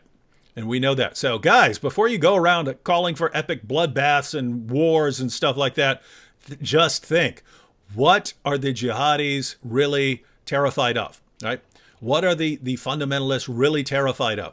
They're not terrified of armies. They're not terrified of people coming and killing them. Right? They believe they're going to Jannah. What are they scared of? They're scared of their religion being exposed. That's what they're scared of. So if they're worried about it, then we should think, oh, maybe there's a reason they're worried about that. And the reason they're worried about it is they see when someone leaves Islam, it's because they just found out a bunch of new information and realize they've been lied to.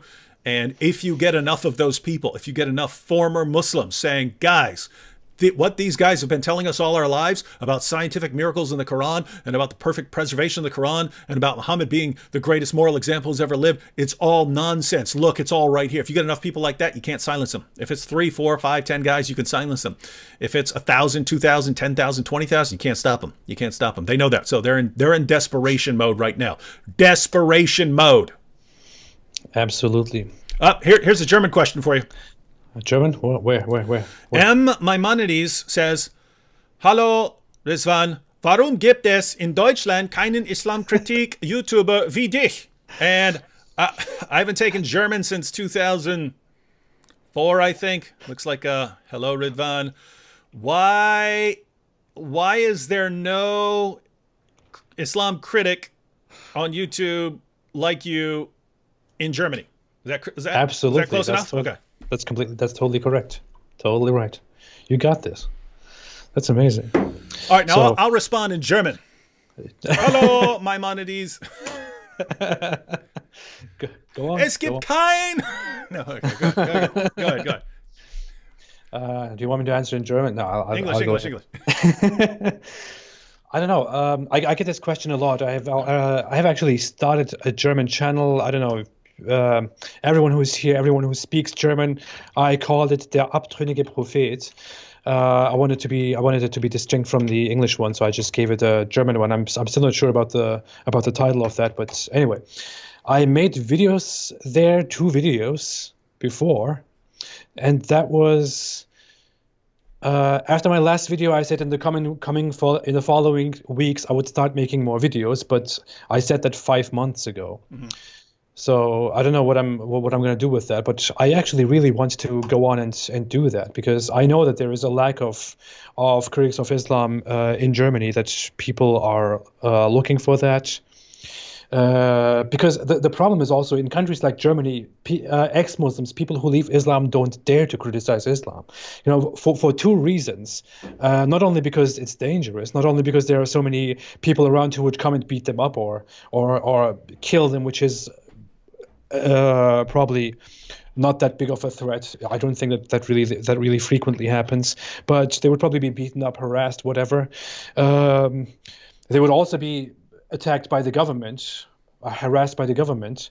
But the actual problem is that people in Germany, ex-Muslims in Germany who leave Islam, many of them have so many Muslims around them. Many of them still live around their Muslim families and Muslim relatives and Muslim friends and this and that.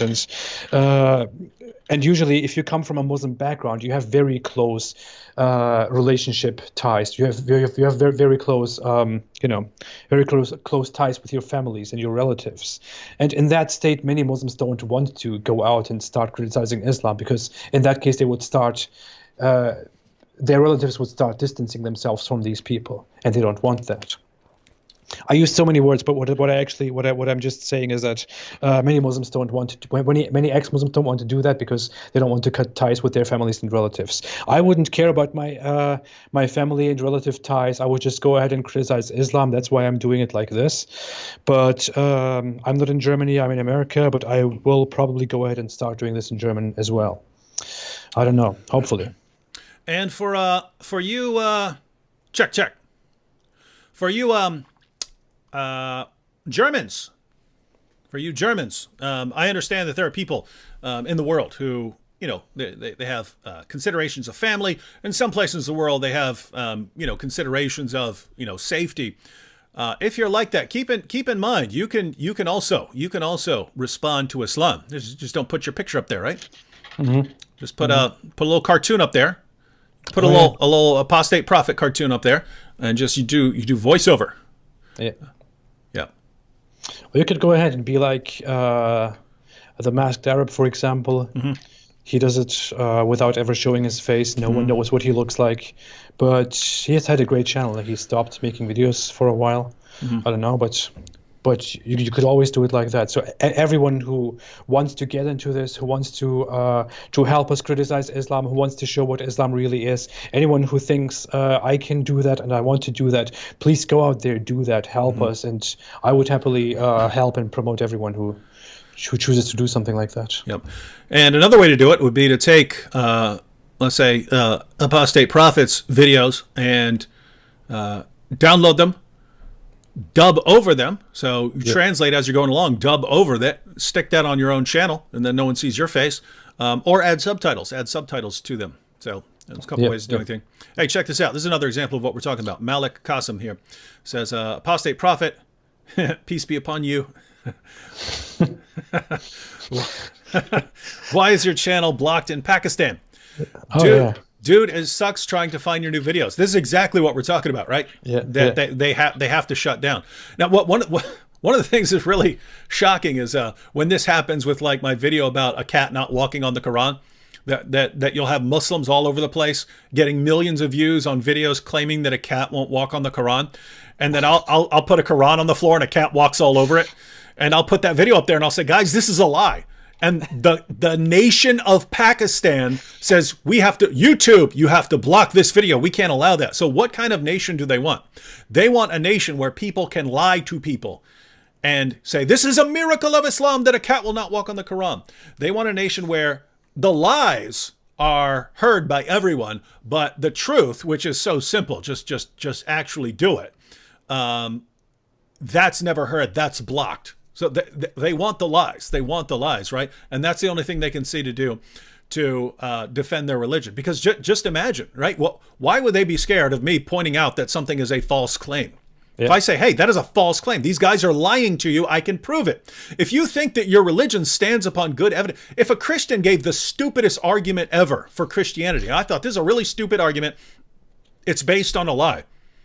And some other Christian went and exposed that, or some Muslim exposed that, I wouldn't say, oh no, we have to block that Muslim from exposing this lie. Why would I do that? If it's a lie, I want it exposed. But you've got in Islam, no, we want the lies. We want the lies. See, I'm searching on my in my email inbox. Mm-hmm. Uh, for all those emails that I receive, which tell me that the government of Pakistan complained about the video and had it blocked in Pakistan. I see so far about 30 notifications. 30 of my videos have been blocked in Pakistan. Can you just imagine that the country Pakistan blocked access to my channel? Yeah. So they really blocked access to my channel. Any regular person who is in Pakistan and who wants to come on my channel will see that this channel is not available, or your connection is not all right, or whatever they see. They have to use a VPN. They have to pretend they are somewhere else in order to reach my channel. On top of that, on top of making such a block, they also complain to YouTube, the government, and block 30 of my videos. You know, blocking my channel is not enough. They also want to go ahead and block my videos. That's crazy. What kind of nation is that? Seriously, I mean, if there are viewers from Pakistan, I'm very sorry, but seriously, what kind of nation is that? Mm-hmm. What kind of nation is that? Is anyone proud of that? No, you've got people who work for the government of Pakistan who sit around trying to figure out how to block all our videos and block all our channels and stuff like that. Right? Makes me feel kind of special. There's some guy sitting in the government of Pakistan keeping track of our videos and just complaining about them to YouTube. That's amazing. This guy's getting paid. His job is to block our stuff and to constantly contact YouTube and say, "Can you block this? Can you block that?" We can't allow people to actually get that information and come to an informed decision about Islam. We can't allow that. We have to keep them in the dark. We have to keep them in the dark. Can you imagine that there's this guy in the government of Pakistan, whenever you post a video, he receives a notification, David Wood just uploaded a video, and he's like, okay, I have work to do again. And then he goes and files a complaint about that video to YouTube.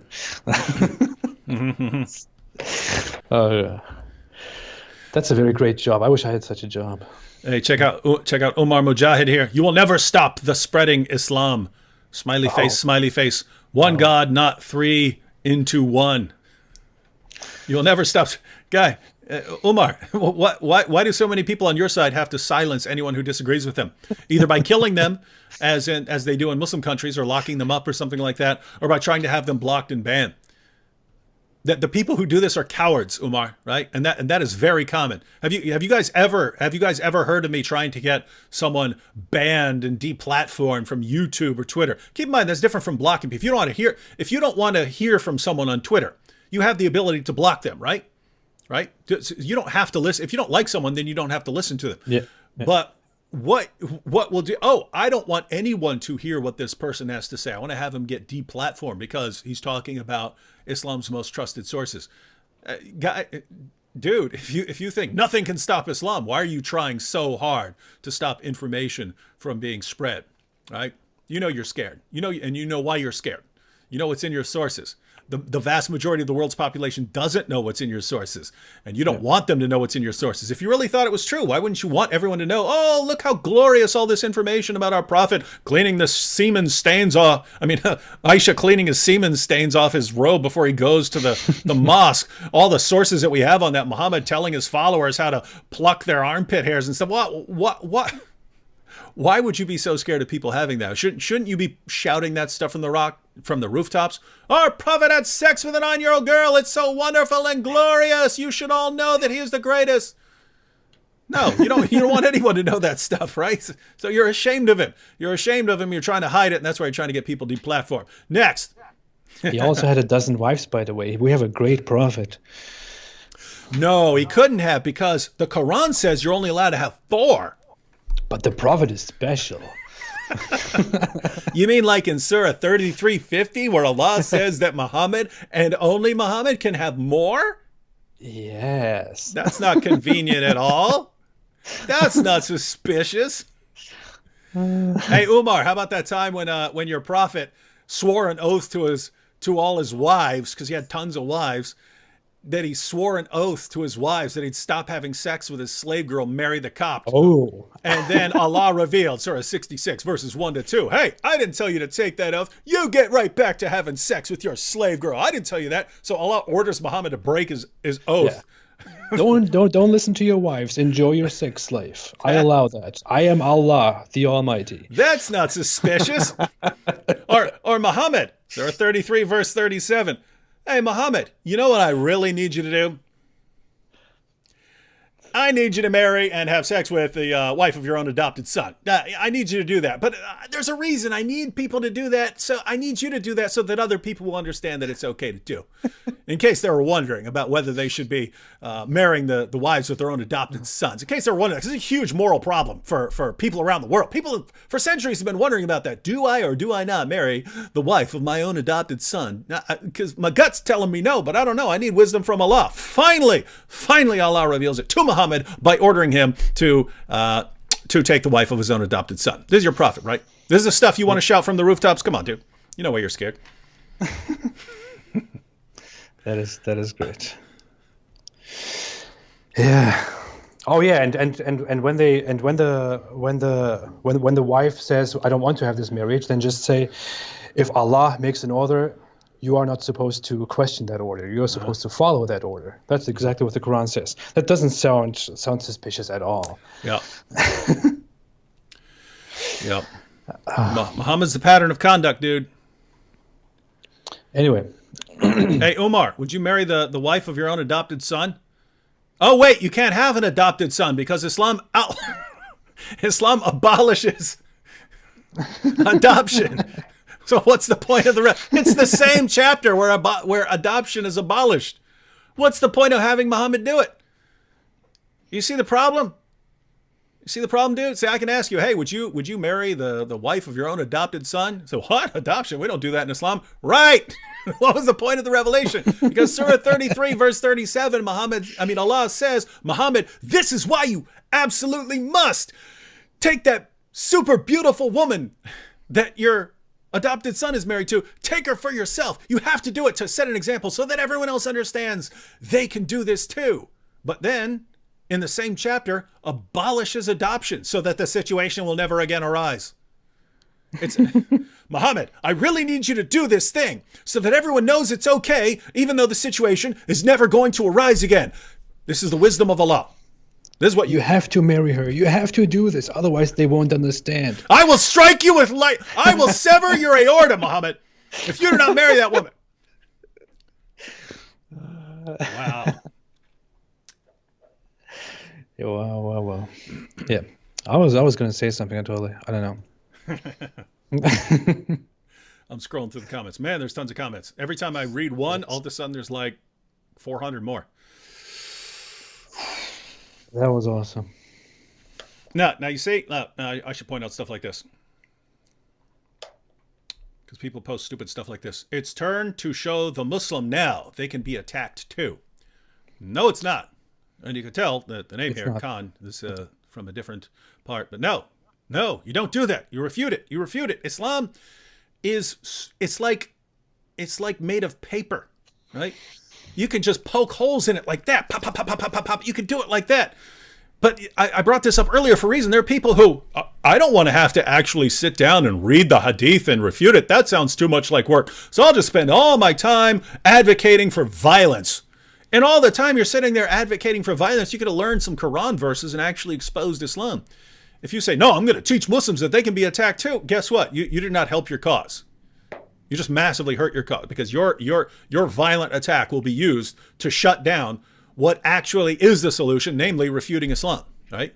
It will be used to silence people on Facebook, on YouTube, on everything else. So guys, start thinking like people who aren't complete morons. And I just want to say that is a moronic thing to say. I'm going to go teach Muslims they can be attacked. Come on. Yeah. You could read this. This is as small as the Quran can get, or even smaller than that. It's very thin. It's because there is not much content in this. It's a completely stupid book, but you could just sit here and for several hours read this. It would take you 2 days max if you really read it through. Although it's very, very agonizing, extremely Absolutely. painful to read this book through. It took me years of trying to actually read that. It is so painful. I would It's actually rather read a phone book from beginning to end backwards than read the Quran. Keep in mind, I force myself to, but it is so horrible. And then as you're reading it, it's making all these claims about being so great. And it's like, what yeah, are you yeah. talking about? This is awful. It was gosh, what's his name? Anthony Flew. Anthony Flew, one of the leading philosophers of religion of the 20th century, was asked. So he was an atheist, and then he became a kind of theist. He didn't accept Christianity or Islam, but he was asked to compare them, and he drew 3 comparisons, ladies and gentlemen. This is interesting because again, this guy said he wasn't going to convert to Christianity. He wasn't going to convert to Islam. He believed in a kind of deistic God at the end. But he was asked, well, what are your thoughts on Christianity and Islam? And he said he basically had 3. He said, the Apostle Paul was a brilliant scholar and had a first-rate philosophical mind. So he said that. And he compared that with Muhammad, who was an illiterate 7th century caravan trader, right? So one is a great scholar, and the other is the opposite of that. He said that Jesus is an incredibly charismatic figure that everyone is drawn to. Muhammad just isn't, right? And the other comparison was the Bible and the Quran. He said even if you're an atheist, the Bible is an amazing work of literature that you could spend tons of time going through. And he said to read the Quran is to do penance. The Catholics out there know what penance is. That's where you punish yourself for your sins, right? Reading the Quran is punishing yourself for your sins. And that's just a fact. And the Muslims say, no, it's the greatest. It's so wonderful. It's so beautiful. You're trained to say that. You're trained to say that. You know that's not true. You know it's painful to read the Quran. That's why every time I talk to a Muslim and I bring up 2 Quran verses, they've never heard it before. Why? If it's so wonderful, why don't you spend some time and actually read your sources? You don't, because it's really, really bad, and you know it is. You know it is. But you hear your leaders telling you, oh, it's so wonderful, and you think, oh, they're telling me how wonderful it is. Come on, guys. Let's get serious here.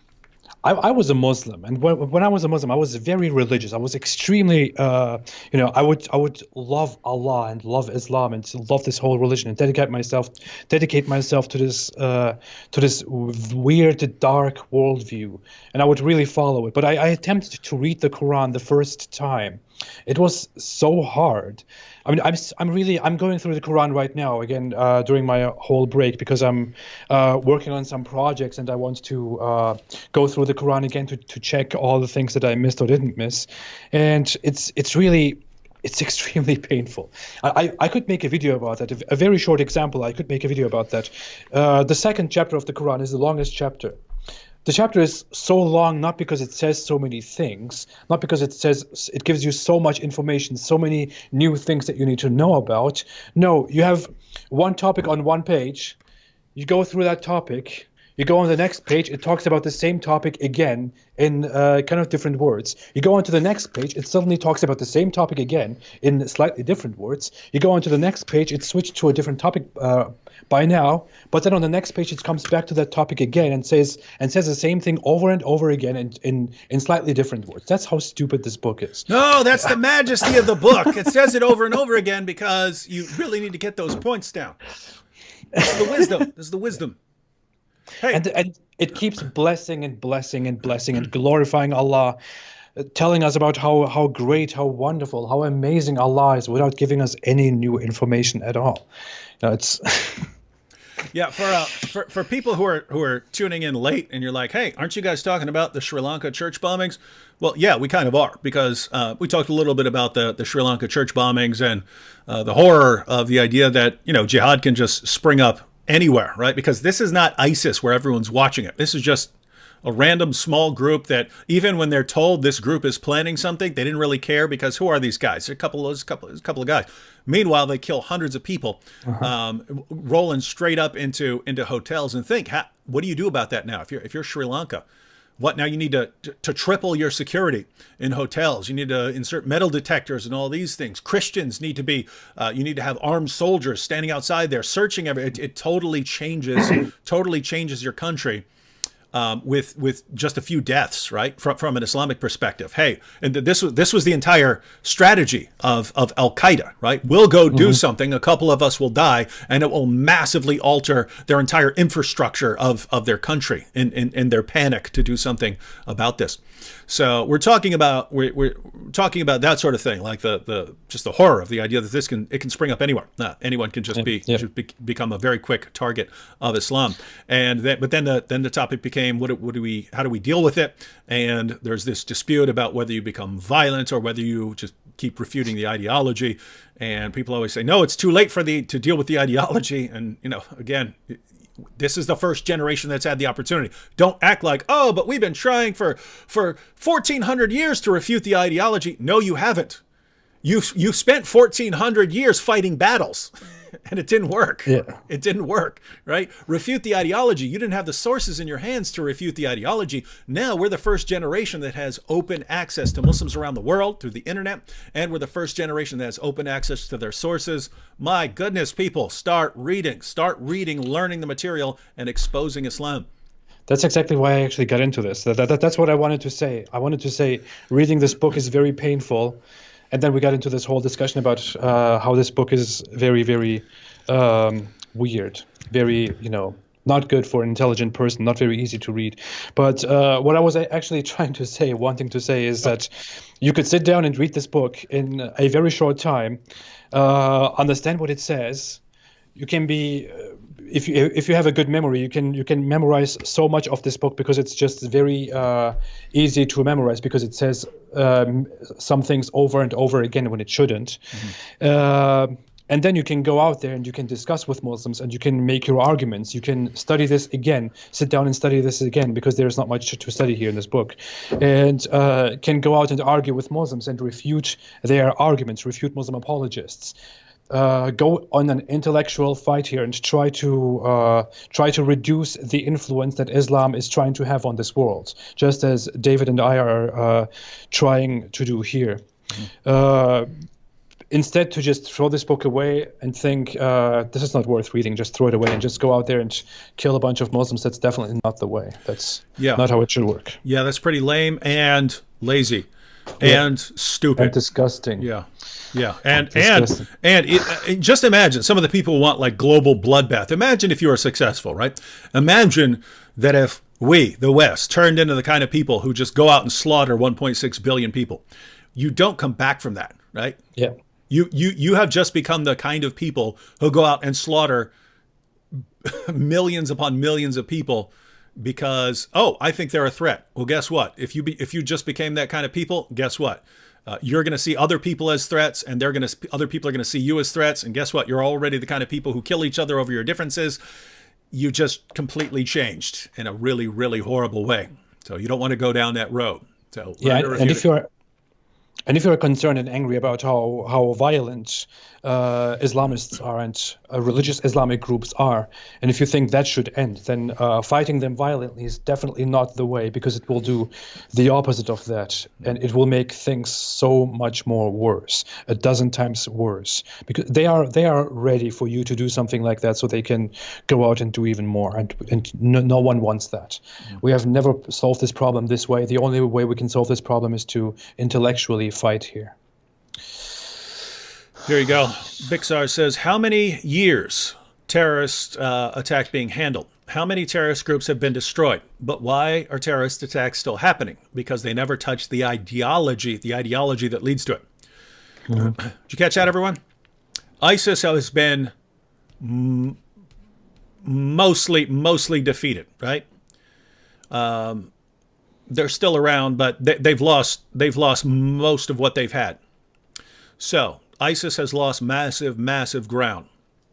But the ideology that led to ISIS is alive and well, right? When ISIS said, hey, we're the caliphate, people from around the world started coming to the Middle East to join ISIS, right? That means those people were already thinking in that way, right? They were already thinking that. They were just waiting for someone to step up. Why were they thinking like that? Because that's what their sources say. Right? That's why they were willing to go there. So yes, that's the idea, right? You can defeat ISIS. You can crush ISIS. When the opportunity arises, another ISIS is going to step up. unless you refute the ideology that holds and props ISIS up. If you refute the ideology, the other problems go away. And just keep in mind, you don't have to convince every Muslim in the world to leave Islam, right?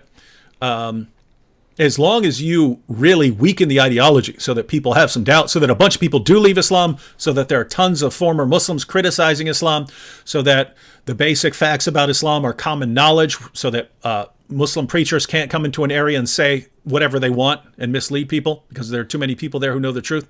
And lots of people also have doubts because even though they're still Muslims, yeah, I still believe that this is true, but gosh, yeah, there are some serious problems with this Muhammad guy. Then you still have Muslims, but it's just not the kind of threat. It's just not the kind of threat that it is. And you solve the problem. And notice you can do all that. You can do all that by refuting the ideology. So, couple ways you could do that. You could learn the Quran. You could go in depth. You could learn the Quran, go through the Hadith, and so on. Keep in mind, even though this looks like tons of information, if you look at like Sahih al-Bukhari, it's 9 volumes. But those stories repeat themselves over and over and over again, right? Because you'll have the same story by a different narrator and stuff. And they just, so I think there's like a 2-volume edition, which is just leaving out all the repeats, right? So it's actually much less than it looks like. The Quran is a pretty small book. I actually recommend, if you're not going all into it, studying topically. Right, studying topically. So basically picking a topic that you're interested in, whether it's jihad or if you're a Christian, if you're interested in, the Muslim responses to the crucifixion, picking a topic you're interested in, go to the Answering Islam website and learn that topic well, and then go out and use what you've learned with Muslims online and get it. I think what people need to absorb is the idea that, you don't have to be Rambo, right? You don't have to be a one-man army. You're part of a group. And if you become good at one thing, right? One thing, one issue, one argument, and you go out and you just share that with as many people as possible and you inform people about that, well, guess what? Other people can do the other things. And so if you have a ton of people and they're each doing different things and they're each specializing in different areas, then you've got something huge. You've got something huge there.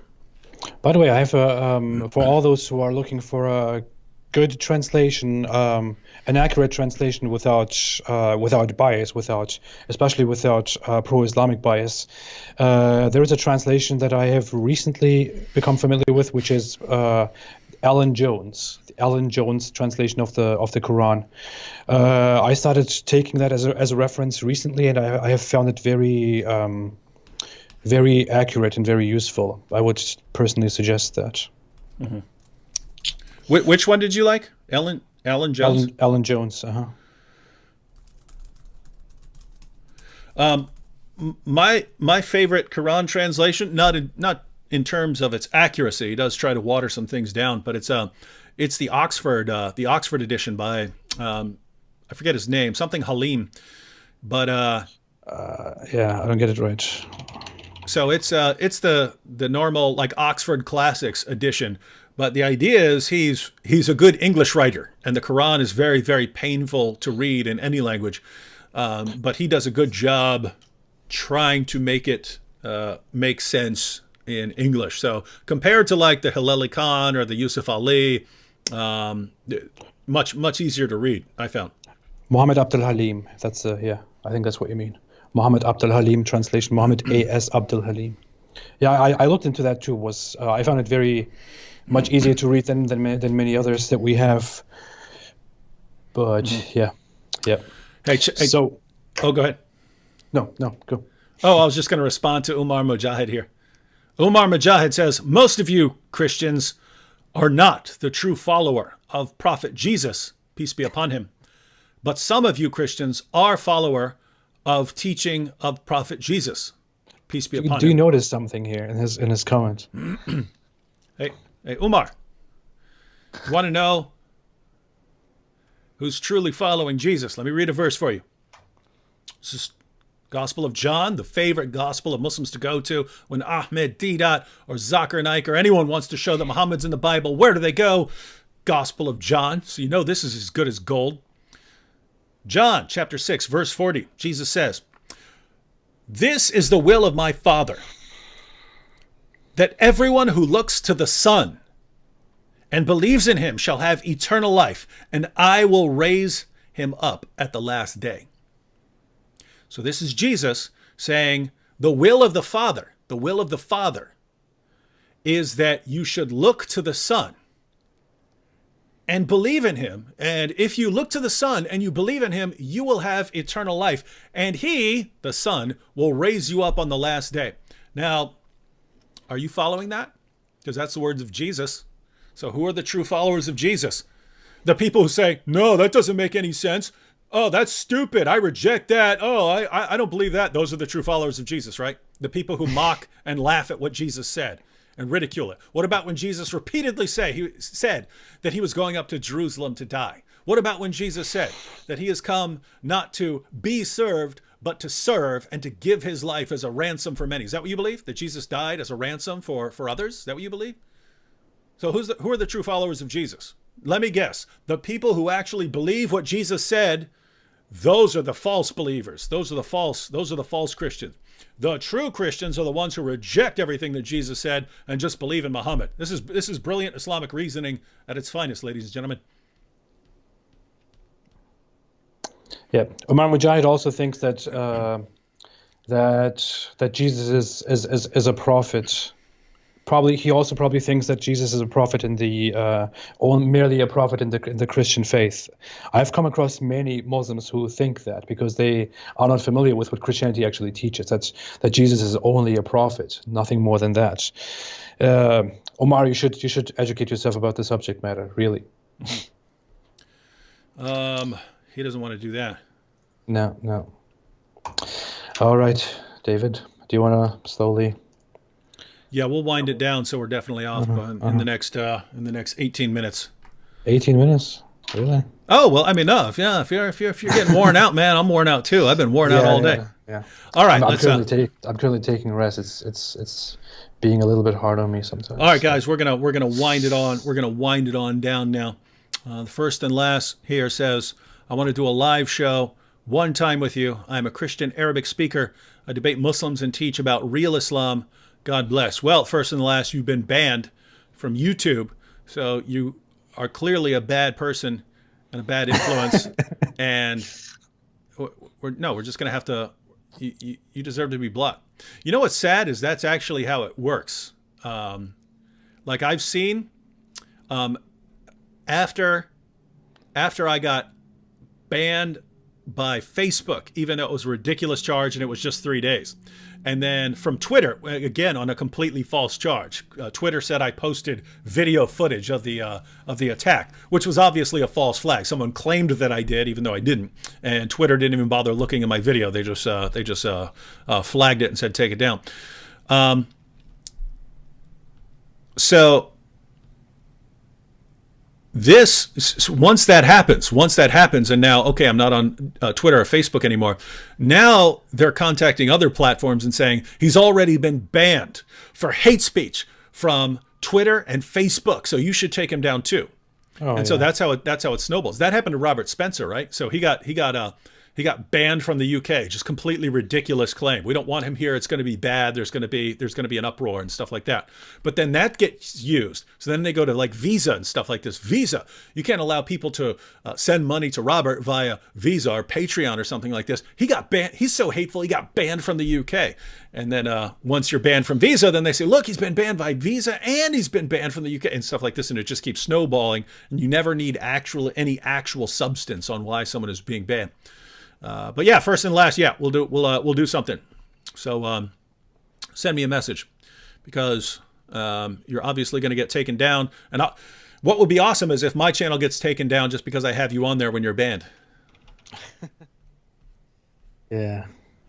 All right. You see anything else you want to respond to? No, I just want to thank everyone for the participation, for the amazing participation, for great comments, all the nice words people say during the entire live chat, both to you and to me. Thanks, everyone, so much. Oh, wait, one more here, because this is relevant to both of us. Sasha says, why do Christians support Imam Tawhidi? So you're not a Christian. But why would lots of people be fine with Imam Tawhidi? Do you want me to answer that question? Yeah, go ahead, and then I'll give my Well, thoughts. I would say many support him because he's being a very fair imam. He's he points out all the stuff that is wrong with the current Islamic world, or everything that is wrong with how people practice Islam and the Islam people believe in. For all those who don't know, Imam Tawhidi doesn't believe that people who follow Islam majorly in this world are following Islam correctly, and he thinks all these horrible, terrible acts that are promoted in the version of Islam that the vast majority of Muslims believe in are a kind of a perversion, and that Islam and that Muslims as a community need to be reformed and need to focus on more modern, more productive, more peaceful ways, like living in a modern society and following the rules and laws and morals of a moral society, of a modern society. That's what he says. And on this quest, he works together with many Muslims. He works together with Christians and atheists and Jews and Hindus and so many other groups. And he's really out there pointing out all the problems that exist in this community and offers solutions to fix those. Maybe not everyone agrees with his solutions, but he does that, which is why many people choose to support him in what he does, because some say that he can't be trusted, that he's also on a wrong path, whatever people say about him. But others simply think that supporting such a guy among all those who support and promote very dangerous ideologies would be good in the long run. Mm-hmm. Yeah, and guys, at the end of the day, my concern is some of the teachings of Islam are very bad. They're bad for society. What I find is that you have lots of Muslims saying Islam is wonderful, Islam is peaceful, Islam is great, and as soon as you start criticizing it, they lose their minds, right? Yeah. And they start trying to shut you down and silence you, and how dare you criticize Islam and stuff like that. And you have people who are saying that Islam is wonderful, or they want to reform Islam and things like that, but you're still not allowed to criticize it. You're not allowed to question it. You're not allowed to raise objections. They'll still label you an evil hate monger for raising criticisms about things Muhammad said about Jews or women or something like that, right? I don't trust people like that, right? If someone says, hey man, we're gonna help Islam, and yeah, we got some bad elements, but we're gonna move forward. If as soon as you start raising objections about Islam, they start attacking you, I don't trust them. I don't trust that. I don't trust that they're serious, right? If someone is raising a lot of the same issues about Islam that I am raising, and that person is a Muslim, then when he says he's trying to make a difference and he's trying to set Islam on the right track, no, I don't believe it can be successful. I don't believe that you could really reform Islam. Same. But if you can help some of those people out of those teachings, by all means, right? By all means, do it. And so, when someone is naming a lot of the same things in Islam that I'm bringing up, and is criticizing a lot of the same points that I'm bringing up, that's someone I look at and say, okay, even though I disagree with him and I don't think it's actually going to work, I can take him seriously. I can take him seriously in what he's saying. With that said, I've never really followed a lot of what he's said. I basically saw a lot of the tweets and a lot of the things that he complains about, and he is pretty quick to shoot down leftists who are trying to silence any criticism of Islam. He's pretty quick to raise a lot of the same points. Again, this is just on Twitter, but I'm planning on having an interview with him where I can get a little more in depth on some of his ideas. But that's why so far. Now, it's always possible that I'll learn more and I'll be like, oh, I don't trust this guy. As of right now, just from seeing the things he tweets on and stuff like that, I think, okay, well, this is someone I can take seriously. Yeah. All right, everyone. He's someone who came together with me, for example, a very blasphemous little apostate, and just had a talk with me about all the problems of the Muslim community. So, why not just have a sit with him and talk with him? Yeah, again, I'm fine with people like that. I'm fine with people disagreeing with me, as long as you agree that we can all speak and discuss these things and not get either shut down by violence or not get deplatformed, things like that, as long as you're okay with keeping. Basically, it's like this, right? If a Muslim says, you know what? I understand why you guys have a problem with Islam. Just so you know, I'm trying to change it. But for right now, I understand why you guys got a problem with Islam. And you have every right in the world to look at what you're seeing and speak out against that and stuff like that. If you're like that, I'm fine with you as a Muslim, right? I'll trust you. I'll trust you on that. You might later give me reasons not to trust you or something like that. But guys, I'm not against every Muslim. I'm against the ideology. But as long as people are cool with me speaking out on it and refuting it and stuff like this and are willing to discuss it, I'm good. We're good. Yeah. All right. So we're wrapping it up here. All right, guys. So don't forget to like. Don't forget to share. Yeah. Don't forget to smash that like button. I'll give my concluding thoughts, and then AP, you can give your concluding thoughts. Here's my concluding thoughts, guys. I will probably do this after terrorist attacks. A couple of us will try to go live or something like that, just to briefly discuss the issue. And I think it's good. That's why we're fine with the Muslims coming on here and having discussions. We want people, instead of steaming and fuming and deciding how to go kill, just get together and start talking and making fun of things. And as long as you're making fun of things, you're not out killing anyone.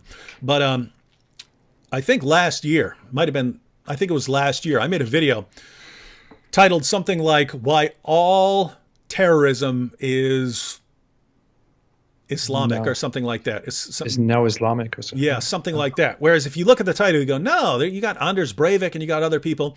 And it was it was a discussion of an atheist who went into a church and killed a bunch of Christians, right? And my point was that all terrorism is used for an Islamic agenda now, no matter who it's for, who it's by, or who it's against, right? And back in that instance, it was an atheist shooting Christians. You think, what does Islam have to do with this? Well, if you went to Muslim social media pages, it was, you see, they're not going after this guy's ideology. People aren't trying to refute his ideology. They're not asking questions about where he got this information or who he's associated with. But if you're a Muslim, then they go after your ideology, which again is total nonsense, right? It's total nonsense. The media bends over backwards to shield Islam from criticism. But there's a reason, right? Terrorism is a case-by-case basis, right? You look at the person who goes and does the shooting, you're trying to figure out why he did this sort of thing.